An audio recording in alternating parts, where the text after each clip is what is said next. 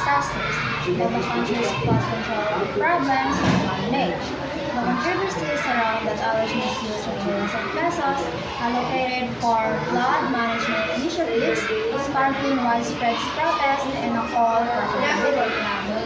The scandal has raised concerns about the government's ability to effectively manage public funds and prioritize the welfare of its citizens.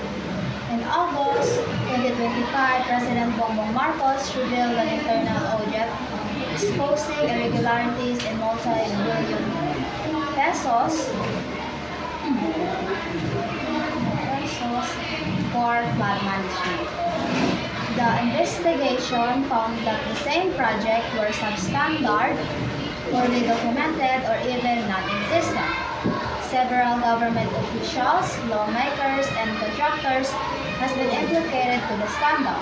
Some notable figures include construction companies owned by Curly and Sara Vizcaya, which were involved in flood control contracts in Bulacan and Iloilo City, which were involved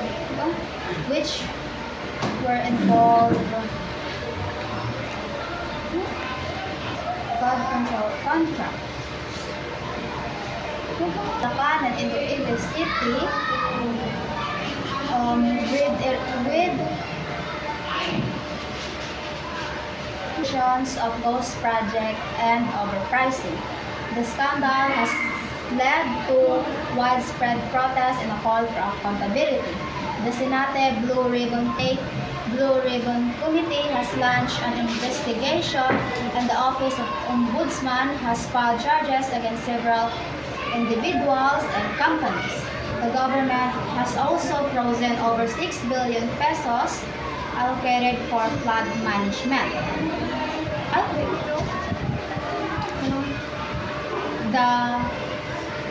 The flood control corruption is a serious issue in the Philippines, with multi-billion pesos for flood management.